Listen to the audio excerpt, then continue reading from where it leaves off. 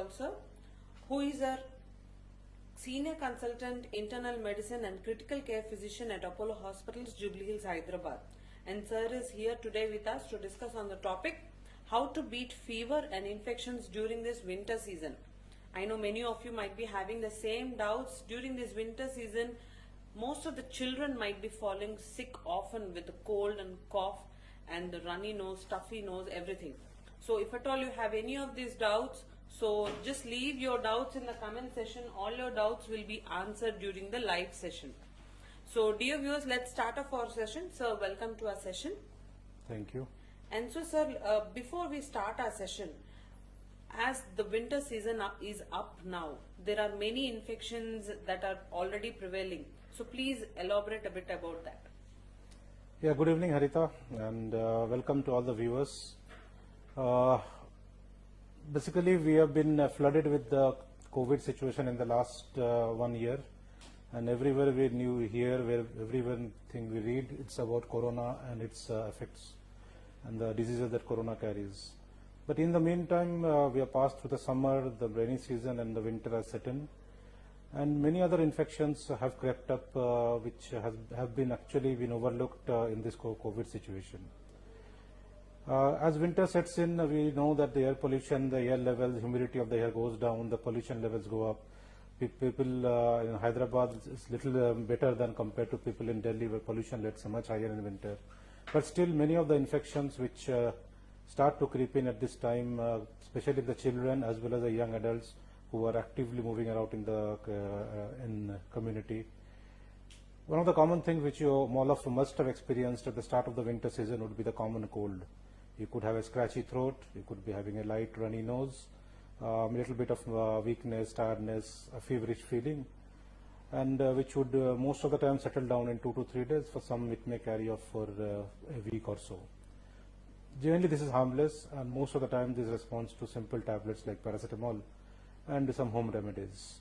However, many of times this actually progresses to something more serious called what we call as pneumonia, which is more frequently seen in the winter season. The pneumonia is basically an infection of the lungs. It could be a viral infection, it could be a bacterial infection. Infection in the lungs ultimately starts from the throat and goes down to the lungs. It is a much more severe illness. Children and adults both can be susceptible to it, and people whose immunity is poor, like uncontrolled diabetics, people who are very old, they have more chance of developing the complicated pneumonias. In pneumonia, you will have breathing difficulty, you will have high fevers, you will have lot of chills, you will have shortness of breath, you may have body pains. All this and require urgent attention, because this is not like the common cold that we did. If you have high fever, if you are having breathing difficulty, a very bad cough, any chest pain, especially on coughing, you are probably having a pneumonia and you need to consult your doctor urgently.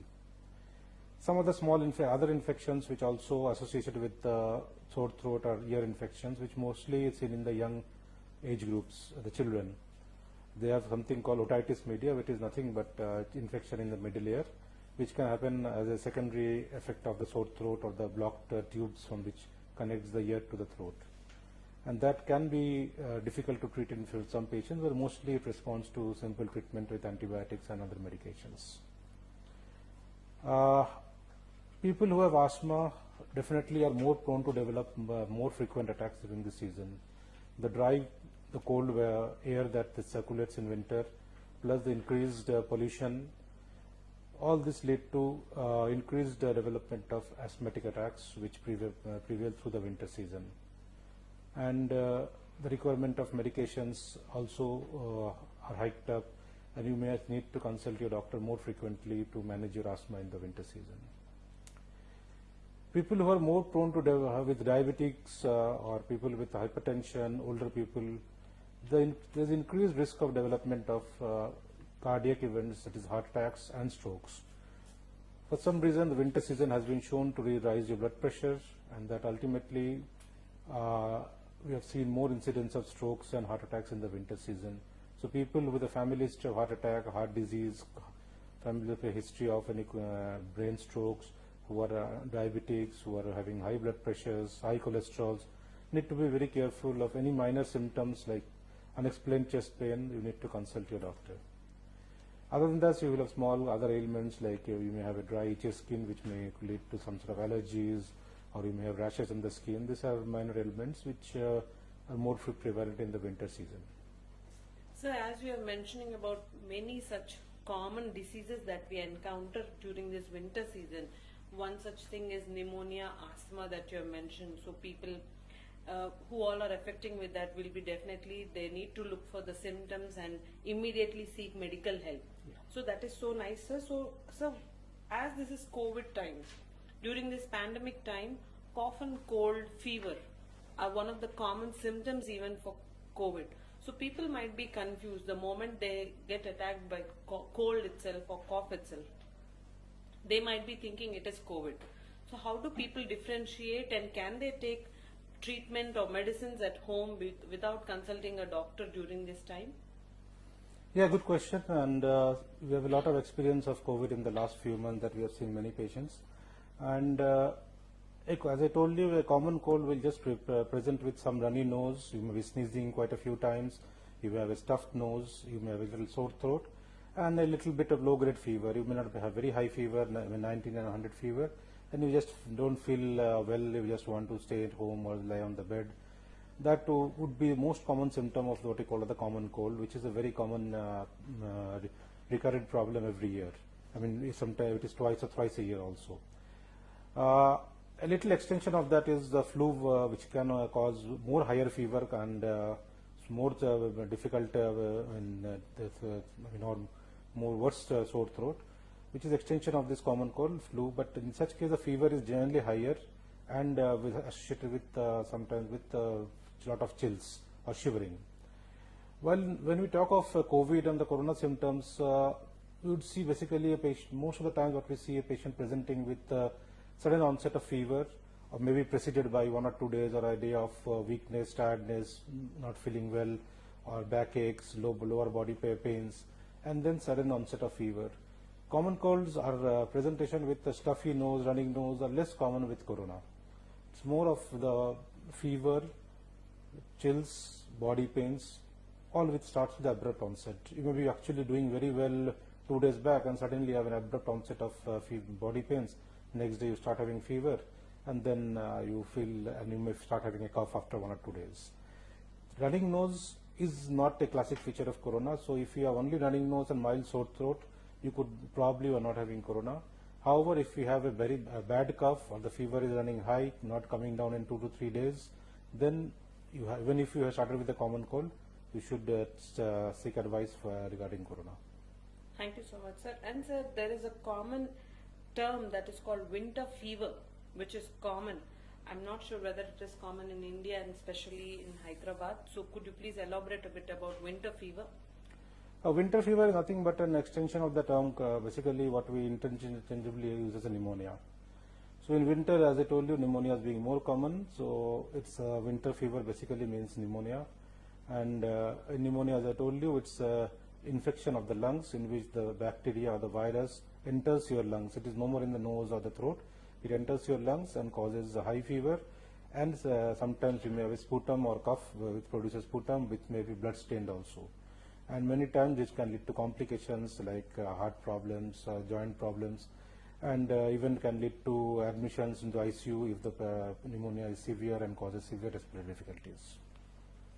Sir, in order to beat these respiratory problems like cold, cough and all, the flu vaccine, which many of the doctors suggest to take, what is the ideal time to take it, and how often should we be taking it regularly? Basically, the flu vaccine, every year the strain changes. Important to remember that the strain of flu virus, like it mutates, the flu virus, what you call mutates, a new strain is developed each year, and based on the new strain, the new vaccine is developed every year. So ideal time of taking the vaccine is somewhere in the range time of August or September, when the new batch of the new vaccine comes in. So flu vaccine is definitely recommended for people who are older, who are having comorbidities like diabetes, hypertension, and but also anyone can take the flu vaccine, especially who are young people also, but the ideal time is around August to September when the new strain comes in. So, sir, every year is it ideal to take? Do we have any side effects, and in which age groups the flu vaccine should be taken? Yeah, very good question. The flu vaccine, till now we have not seen any major side effects of the flu vaccine. You may have a little bit of a feverish feeling a day after that, but nothing more than that we would expect from the flu vaccine. It's a very safe vaccine, and as I told you, as the virus mutates every year, so if you have taken a vaccine this year, August, next year by the time winter sets in, this vaccine will not be effective for you in the next winter, September, October, when the virus sets in again. So you will have to take a second dose, next dose in the next year again. So every year when the new batch comes in, as I told you, between August, September is the time when you take the vaccine. Very safe vaccine, and does not affect any major systems of your body, mild feverishness you may have. And as I told you, more people who are more compromised people, like if the difference between a flu vaccine and a flu virus and the common cold is the flu virus can enter the lungs and cause lung infections and pneumonia. Common cold generally doesn't do it. So the flu, so that's the reason people who are immunocompromised or people who are diabetics, HIV, people who are very old, malnourished, they definitely should get the flu vaccine. Also young adults who are moving around in communities, doing community work, mixing with a lot of people and a lot of gatherings, they are the persons definitely who should take it. Healthcare workers, yes, doctors, nurses, or people working in the hospital, or people visiting hospital very frequently with friends and loved ones, they definitely should take the vaccine. Thank you so much, sir. And sir, does immunity help preventing these infections and these common fever in the winter season? Yeah, that's the most important thing which helps you. You may read about a lot of things on the net, this helps, that helps, and so many home remedies, so many outlandish maneuvers or measures that have been taken to help. But however, the most important thing which will prevent you getting the infection or getting out of the infection quickly is your immunity.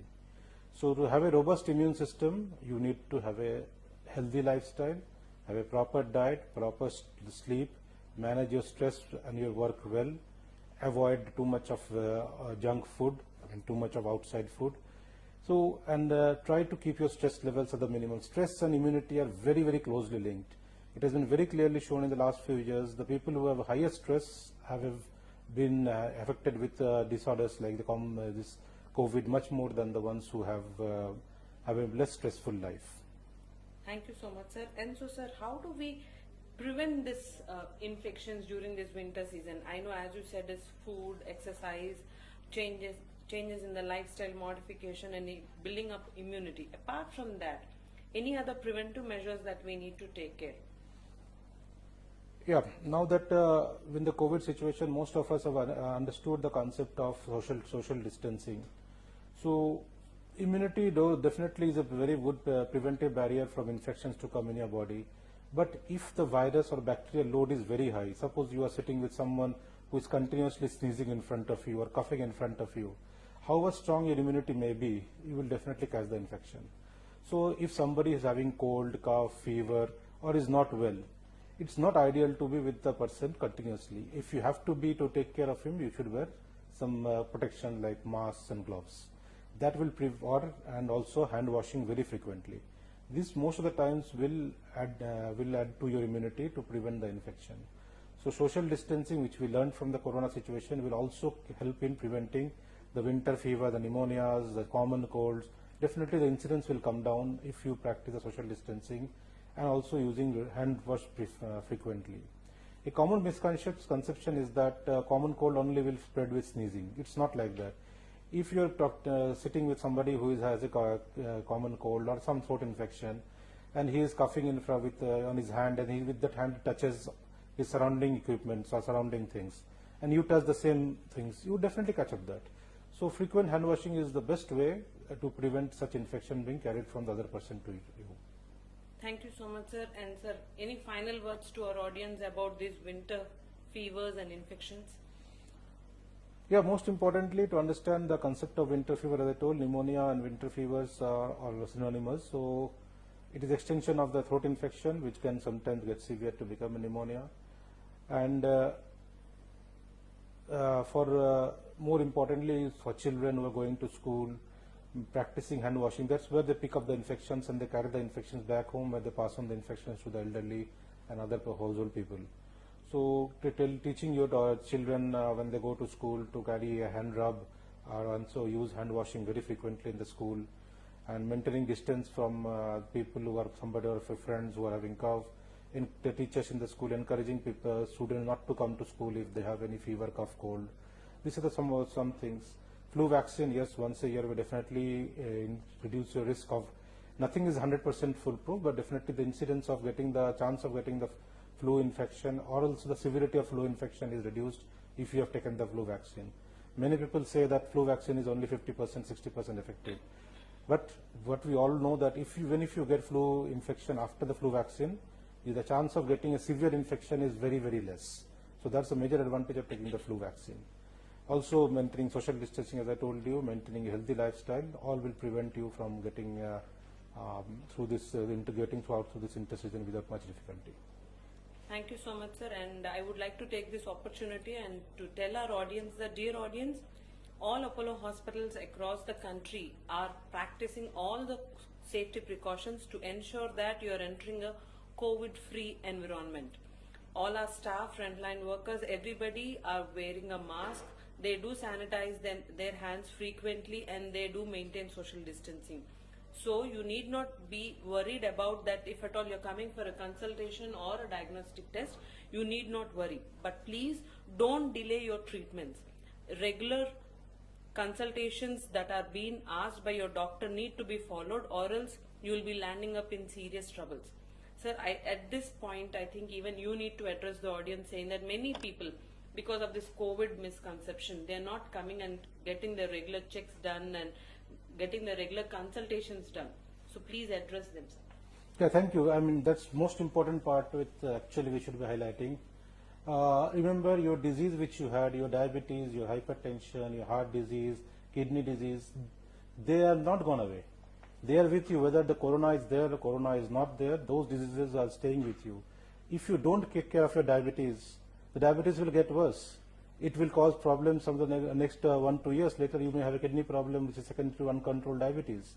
So don't forget that your disease which you had been in the past still carries on with you, and you need to take care of your body, take care of your disease, be in touch with your doctors, come to the hospital for frequent checkups. And see, many times coming to the hospital, meeting the doctor, talking to the doctor, asking some questions and how to manage your disease more frequent, better, will help you in actually tiding over your or getting your disease under control and maintaining a healthy life for the much longer.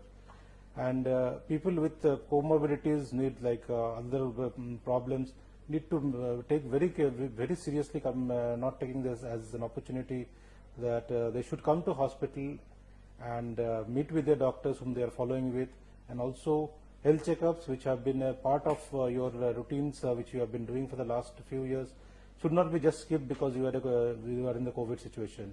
If you are having some health checkup issues and your doctor has advised you to do a health checkup once a year, this year also the health checkup should be continued. Not because corona we are scared to go and get a health checkup. Your numbers may get awry, and then again next year you will have difficulty in controlling the numbers back to normal. Thank you so much, sir, and thank you, dear audience, for participating. Stay tuned for more such live sessions. Thank you.